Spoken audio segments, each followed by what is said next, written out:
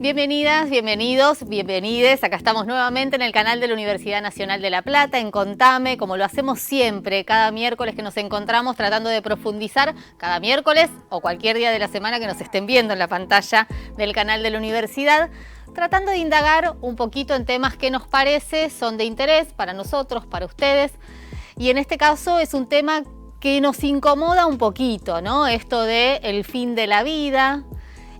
Cómo llegar precisamente a ese fin y la posibilidad de decidir en el caso de una situación extrema y los debates que se plantean a propósito del fin de la vida y también de la eutanasia, vamos a decirlo con todas las letras, cuesta un poquito, pero lo decimos. Vamos a hablar también de la eutanasia y para eso vamos a recibir a Alba Stagnaro. Ella es presidenta del Comité de Bioética de la Universidad Nacional de La Plata, pero también integra el Comité de Bioética y Ética de la Facultad de Medicina. ¿Cómo estás, Alba? ¿Qué tal? ¿Cómo te va? Qué difícil. Vos sabés que, voy a ser sincera, cuando Juan Manuel, el productor nuestro, Juan Manuel Maldonado, me dijo, bueno, ¿cómo podemos hacer este tema? Yo dije, es un tema muy álgido. ¿Viste? Sí, hablemoslo, pero ¿cómo? Claro. Es muy difícil. Muy difícil porque tiene muchas miradas. Están los a favor, claro, están los en contra, están a decir, bueno, pero ¿qué es la eutanasia? ¿Nos pusimos a preguntar alguna vez qué significa? Porque si vamos a la etimología, sí, eu significa bueno, significa buena. Claro. Y tano significa muerte. Entonces sería buena muerte. Pero exacto, cuando nosotros decimos eutanasia, no estamos diciendo buena muerte. No, me parece que probablemente... Lo primero que dice es que es el acto de realizar la muerte de un paciente, el cual estaría en fase terminal, con mucho dolor, pero es el acto de realizar la muerte. Claro. Entonces ya no estamos diciendo buena. Claro. Ahí ¿Buena me parece muerte? que lo que se plantea o lo que nos incomoda primero es hablar de la muerte. Obvio. Un tema que, viste, hay diferentes miradas sobre qué pasa después, si es que pasa algo. Y eso pasará por cada uno, si cree o no cree. Claro, porque también ese tránsito hacia el fin será de una manera u otra. Pero también pienso que nos cuesta mucho hablar del sufrimiento físico y de esa incertidumbre que nos genera, cuando yo ya no tengo conciencia, ¿qué pasa con mi cuerpo, mi organismo, que sigue funcionando? O que deseo también. Bueno. ¿Deseo seguir inconsciente o quiero que me hagan algo? Bueno, ese es el otro tema. ¿Cuándo se plantea que uno está inconsciente? Ese temor, ¿no? Que a uno a veces hasta puede darle a otro la posibilidad de decir, bueno, vos, el día que yo esté mal, quiero que vos hables por mí. Claro. O si no, escribirlo, directivas anticipadas. Bien. En eso, estar escribiendo frente a un escribano, frente a dos testigos, en el cual diga, bueno, el día que yo no pueda hablar, no pueda pensar, no pueda, esté en coma y demás, quiero que no me hagan, por ejemplo, encarnecimiento terapéutico. ¿Qué quiere decir eso? Que no sigan metiéndome tubos, poniéndome cosas, medicación, si ya sé que voy a tener una finitud rápida. Ahora, a veces es un debate que se da en la medicina, porque uno supone que hay consenso, ¿no? No, para nada. Yo creo que como médicos tenemos un conflicto muy grande. A nosotros no nos enseñaron a matar o a decir finalizar la vida de este paciente porque sufre. Claro. A nosotros nos enseñaron, dale vida, y posiblemente a veces hemos pecado de un encarnecimiento por querer salvarlo a toda costa. Claro. Hoy se revé eso y no hacemos eso. Ese encarnecimiento a veces es por pedido de los familiares, haga algo, pero ¿por cómo no hace nada? Y nosotros decimos, no hay nada más que hacer. Bueno, pero póngale... sí, el respirador, lo que sea. Y quieren a toda costa y demás. Entonces, a veces tenemos que estar comentándole al paciente, diciéndole por qué no lo hacemos. Porque uno piensa, desde el sentido común, ¿no? Se extendió la expectativa de vida. Ahora, esa expectativa de vida para muchos se extiende a través de la intervención. Que un organismo tenga un respirador, una bolsa para no sé qué y que además te pongan alimento a través de un suero y estar todo conectado. Digo, es lógico que el organismo como máquina siga funcionando. Obvio, si yo me ponen un marcapaso, me ponen un respirador, seguro que voy a seguir funcionando. Pero también hay un criterio distinto de lo que es la muerte. Antes nosotros decíamos que la muerte era el paro cardiorrespiratorio. Dejábamos respirar, dejábamos el corazón de latir, estábamos muertos. Sí. Hoy cambió. El paradigma de la muerte desde hace tiempo, y por eso se pueden hacer los trasplantes, definición de muerte es muerte cerebral. Bien. Quiere decir que si yo tengo el cerebro muerto, estoy muerta, aunque mi corazón lata y aunque mi pulmón lata. Y eso pasa habitualmente, digo, es algo que ocurre. Claro que sí, que puede pasar tranquilamente y entonces uno puede ahí tomar el órgano. Claro. Porque si uno está muerto cardiológicamente, pulmonarmente y demás, esos tejidos se van necrosando y no sirve ese órgano. Claro. Entonces la gente muchas veces no quiere donar órganos, por ejemplo, porque dice, ay, no, me lo van a sacar y estoy viva. No, claro, sí. Entonces, primero, definición de muerte. Decir, ¿está muerto? Entonces sí puedo actuar. Bien. Eso por un lado. Pero nos estamos yendo en algo que no es nuestro volvemos tema. a la eutanasia. Volvemos a la eutanasia. Claro, ¿cuándo se consideraría, digo, siempre planteando que hay voces a favor, en contra, habrá algunos que estén a favor o no de algún método, pero ¿cuándo se definiría que una persona está en condiciones de ejercer sobre sí la eutanasia? Digo, en Argentina no. No, en Argentina está prohibida la eutanasia o el suicidio asistido. Las Claro. dos cosas están prohibidas, a tal extremo que tenemos una ley que dice prevención del suicidio. Entonces, si tenemos esa ley, no podemos instigar a alguien a que se mate. Claro. Que se mate. Sí. Entonces, está prohibida las dos cosas. Y en todos sentidos, no solo con la ley por ejemplo, de principios de prevenir el suicidio, sino también en el Código Penal. Claro. No permite las prácticas eutanásicas. Sí permite que uno pueda abstenerse de realizar, si dejó directivas anticipadas, abstenerse de realizar tratamientos. ¿Y si no hay directivas anticipadas? No, yo no me puedo abstener de lo que es simple y común. De lo que es extraordinario, de lo que es exagerado, sí me puedo abstener porque puedo decir, esto es un encarnecimiento terapéutico, le estoy haciendo una exageración y no va a vivir. Claro.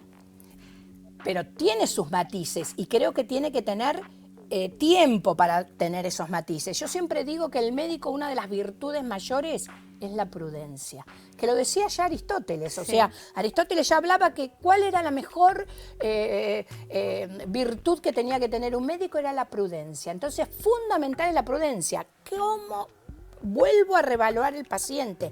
Vuelvo a mirar cómo está, qué le pasa. Ahora, ¿y cómo sabés o cómo sabrías en el caso de que se pudiera o en los países donde está permitido? Países en el mundo son pocos, son 8 nada más. Por algo están pocos países que tienen legalizada la eutanasia. Sí. Y por algo nosotros estamos tratando proyectos de eutanasia y no salen hace rato. Salió mucho más rápido ley de aborto que eutanasia. Cuando estaban primero eutanasia, estaban tratando de hacer, o sea, con los proyectos. ¿Y en los países donde existe? En los países donde existe, está reglamentada, entonces hay casos puntuales en los cuales... Clínicos, o sea, definidos. Sí. No solo clínico definido, siempre tiene que pedirlo el paciente o el familiar si está autorizado. Bien, y porque eso es un consentimiento un pedido, como vos decís. no es porque a mí se me ocurre y lo mato como médico, sino me lo tiene que haber solicitado, en los países en que está la eutanasia autorizada, me lo tiene que haber solicitado, o sea, pedido el paciente o dejado escrito o ¿Y en ese caso es una inyección? Puede ser una inyección letal, puede ser... a veces también, cuando hablamos de cuidados paliativos, usamos, por ejemplo, morfina para calmar el dolor, si es un dolor. Y a la larga, tanta morfina posiblemente lo lleve a la muerte. Pero también se va a morir en el estado que estaba. Yo creo que lo más importante es determinar si realmente está en un estado terminal, porque hay eutanasia en el mundo que se ha realizado en pacientes en los cuales no era una enfermedad terminal como uno la puede pensar, es el cáncer. Sí, sí, terminal en el sentido del fin de la vida. Claro, del fin de la vida. Hay uno que le realizaron, 27 años, una chica, por depresión exagerada. Claro. Y quería morirse, morirse, morirse. Entonces uno ahí se siente frustrado, que dice, ¿qué hubo que no pude sacarla de esa depresión? Claro. ¿Qué y que pasó tuve con que todos llegar? y todas, ¿Qué pasó no? con- Porque... ¿Qué pasó? Que no pudimos llegar, no fue acá por supuesto, que Sí. no pudimos llegar a decir, vamos a tratarla, vamos a tratar de que salga de esa Sí, depresión sí. para que no esté pensando eso. Hay proyectos, decías, en Argentina y no prosperan, ¿no? Hay 6 proyectos, hay 2 que ya se cayeron porque no debatieron tanto y después directamente no lo vuelven a debatir y se caen. Y todos los proyectos tienen mucho, mucho déficit para Claro. mí desde mi punto de vista. En todos es realmente que hacen la técnica, cómo debiera realizarla Sí. y demás.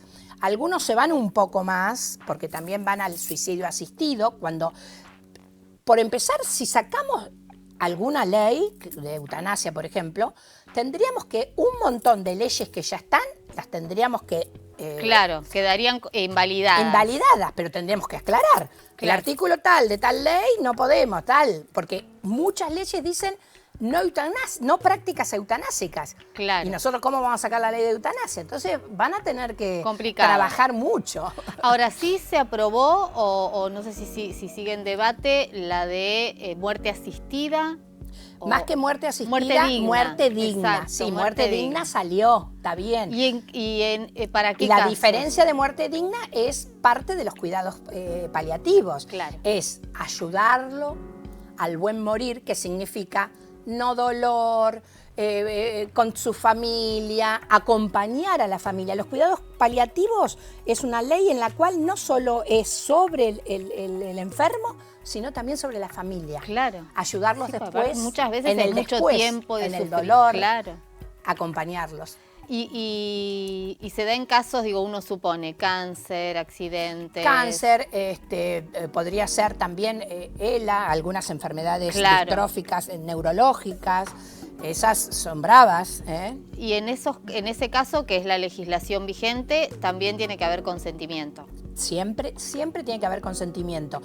Argentina solamente tenemos eutanasia pasiva relativamente. ¿Qué quiere decir pasiva? Nos abstenemos de hacer, cuando hay directivas, Sí. de no actuar. Bien. Eso sería No, una y a eutanasia uno lo pasiva que- sabiendo que a lo mejor se muere si no actuamos. Claro. No, a uno la inquietud que le queda es en qué momento esa persona piensa que se va a morir, ¿no? Digo, uno está haciendo un tratamiento, lo que sea, supongamos un cáncer, Sí. supongamos que tuvimos un accidente, ELA. ¿En qué momento uno se plantea eso o es algo que se conversa con el médico? No, es inherente a cada uno. Por eso también, cuando uno dice tiene que tener el consentimiento de la persona. Cuando hablamos nosotros de consentimiento, el consentimiento es algo que nosotros le proponemos al paciente y el paciente consiente. Claro. Entonces, ¿nosotros estamos proponiendo la eutanasia? Claro. ¿Nosotros le estamos dando ese remedio teórico que es finalizar la vida? Oh, es Sí, muy fuerte. En el caso de la muerte digna, uno supone que no, que en No, realidad el porque médico le está diciendo, mira, podemos mantenerte conectado de esa manera, así, asá, capaz que años. Y ahí en todo caso el paciente Claro, decide. porque a lo mejor sería eso un tratamiento que decimos fútil. La futilidad es eso que no sirve para nada, que para ciertos momentos sirven, pero para otros no. Porque yo pienso a veces en algunos casos que uno ha conocido o que le han contado de gente que ha permanecido en situaciones De coma sí, prolongado, digamos. prolongado. Y uno dice, bueno, ¿y qué hay atrás de todo eso? ¿Hay una esperanza de vida o hay también un negocio vinculado a veces con las obras sociales y un montón de cuestiones? Es muy muy álgido, complejo. muy complejo, porque cuando nosotros vemos pacientes chicos de edad, a veces hacemos un encarnecimiento porque queremos a toda costa, porque no podemos pensar que un chiquito se Claro, muera. es como lo antinatural. Como lo antinatural. Capaz que si lo vemos en un adulto mayor, lo vemos más como que sí, que está Claro. en la edad de que se puede morir. Exacto. Entonces, por ahí como que tenemos un desliz más de decir, y no vamos a hacer un encarnecimiento tanto en el adulto mayor. Exacto. Y si por ahí lo hacemos, no debiéramos hacerlo en ninguno. No, El claro. encarnecimiento terapéutico no debiera existir. ¿Qué sería el Porque es encarnecimiento? ensañarse a querer prolongar la vida a toda costa. ¿Y pasa? Digo, Y pasa, Por, si yo por sigo... este dilema moral también, Claro, ¿no? si yo mantengo a alguien intubado, que respira, o sea, intubado, respirado, con todos los tubos que se me ocurren, le paso todo el líquido en suero, de todo para mantenerlo y demás. Estoy manteniendo a alguien que a lo mejor, si llega a tener una muerte cerebral, yo estoy haciendo un encarnecimiento terapéutico. Claro. Para lo único que se hace eso es para poder hacer la extracción del órgano y después entregarlo. Ese lapso que lleva. Pero eso no es un encarnecimiento. Se está haciendo para procurar un órgano para salvar otra vida. Claro. Porque esa ya está muerta. Porque tenemos diagnóstico de muerte. Eso Exacto. lo tenemos que tener claro. No es que le estamos sacando a alguien que no. Pero bueno, encarnecimiento sería yo seguirlo sin ninguna propuesta de Claro. una extracción. Seguirlo porque se me ocurre. Sí, sí, alguien que O porque decidió no piden- donar. O porque ponele. piden los familiares, o porque piden que ay, no, siga, no lo desconecte. Claro. Porque también para desconectar a alguien que nosotros decimos está muerto, tenemos que pedir permiso aunque parezca mentira. Por eso lo importante sería no ponerlo. Hacer Claro. el diagnóstico antes de que está muerto y no ponerle el tubo. Claro. Pero Alba, es difícil. Es un debate que se sigue dando en la Facultad de Medicina, que sigue Sí, habiendo. Y yo, por ejemplo, que soy la titular de bioética, es un tema que lo hablamos, lo repetimos y tenemos. Yo lo que veo, la juventud, porque tengo los chicos jóvenes, Sí. todos pro decís eutanasia, que los pro jóvenes eutanasia. están- Después sí. no, tenemos algunos menos que empiezan a discutir y entonces siempre le hago la inversa. Yo creo que también la edad hace a que uno vea distinto Sí. lo que es la eutanasia en sí o demás. Y también eso del pensamiento mágico, ¿no? De suponer que alguien que, supongo que no pasará con los médicos, aunque probablemente también pase, eso de suponer que, bueno, puede ocurrir que esta persona se despierte. Claro, pero eso estaríamos habiendo hecho un mal diagnóstico previo. Eso ya sería un letargo persistente, a lo mejor en el tiempo, y después despertó. Pero en general, si uno hace el diagnóstico en serio, no No hay podría equivocación. ocurrir. Por eso tampoco. No hay milagro. Por eso tampoco, claro. Cuando hay muerte cerebral, no solo lo diagnostica uno. Siempre hay 2 o 3 que lo están diagnosticando para confirmar en serio que está. Que es así. Alba, ¿vos crees que esto es algo que va a ocurrir? Porque decíamos, bueno, hoy son 7 países, pero bueno, vos también lo ponías en términos de la juventud tiene otra mirada. 8. Mira, Latinoamérica uno solo, Colombia solo. Sí. O sea que en Latinoamérica casi no se habla tanto de eutanasia. Es cierto. Y no sé qué pasa, que hay proyectos se discute y se caen. Claro. Es evidente que es muy ¿Hay heavy. algo la iglesia, algún vínculo Puede estar a veces? vestida, puede estar también... Parentándolo con el aborto. Pero claro, yo creo que la iglesia sí puede estar, pero no pasa solo por la iglesia, porque si uno se pone sin ser religioso, se pone firme, es muy fuerte, sobre todo para el médico. No hay en el derecho mundialmente algo que diga tenemos derecho a la muerte. Siempre tenemos derecho a la vida.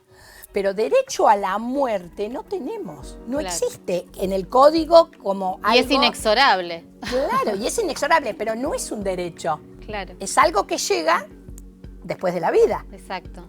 con el fin de la vida, pero no como derecho. Ahora sí Por tenemos... eso entonces, ¿cómo enganchamos la eutanasia como derecho? Sí hemos avanzado lo suficiente para volver a lo que hablábamos hace un ratito, tener una muerte digna. Obvio, eso es fundamental. Yo creo que cuando sale la ley de cuidados paliativos, el problema es que no se implementa en serio y realmente. Claro. Falta mucho. Y la ley sale que había que instaurarla en lo privado, en lo estatal, en la seguridad social. O sea, sale para todos. Claro. Y sin embargo, si uno pregunta en todos los hospitales, no todos tienen servicio de cuidados paliativos. Sí, además probablemente uno no sepa que un familiar o que uno va Y a además, necesitar... la ley insistía, decía, que se tenían que formar Claro. en cuidados paliativos, porque no interviene solo el médico, interviene el enfermero, interviene el psicólogo, interviene el farmacéutico, intervienen todos. Claro. El de social. Intuyo que no se está implementando. No, No. no. O sea, hay pequeños hospitales que tienen servicio de cuidados paliativos, pero no todos, entonces no tienen acceso todos. Claro. Hay que insistir en eso. Yo creo que habría que insistir más en eso, en esa ley, que sacar la eutanasia. Claro, y uno puede exigirlo en todo caso, probablemente... Hay que alguien exigirlo que porque esté- está la ley. Claro. Sí, sí. La ley es bastante reciente, de cuidados paliativos. Se hablaba de cuidados paliativos mucho antes, Sí. pero para como ley... Y ahí está la ley, y ahí está la ley de muerte digna. Por un lado, los cuidados paliativos, si uno tiene un familiar o alguien que está en una situación, en todo caso, consultar en el centro de salud o en el lugar donde esté. Y en el caso de la muerte digna, también uno supone, si hay una ley, es un derecho. Obvio. Y todos los médicos están dispuestos a... La muerte digna, sí, Sí, obvio. Yo hay creo que consenso nadie puede estar en contra de muerte digna. Pero la muerte digna va de la mano de los cuidados paliativos. Claro. Y el problema es que se puede instaurar y que todos ayuden porque por eso mismo es una ley. Eutanasia quedaría solamente con el paciente, se muere y ya está. Sí. En cambio, cuidados paliativos no solo es cuidar al paciente, sino al entorno familiar y a afrontar ese duelo. Alba, y también me parece que volvemos al principio, ¿no? Que a mí me parece extremadamente raro que tengamos tanto problema de hablar de la muerte cuando decíamos eso, es inexorable, todos vamos a llegar. ¿Crees que ahí este es el tema de desnaturalizamos que, bueno, que vamos a morir? Que vamos a morir, que estamos de paso, como se suele decir. Morir es parte de la vida. Claro. Nacemos, parte de la vida. Y el final es la muerte.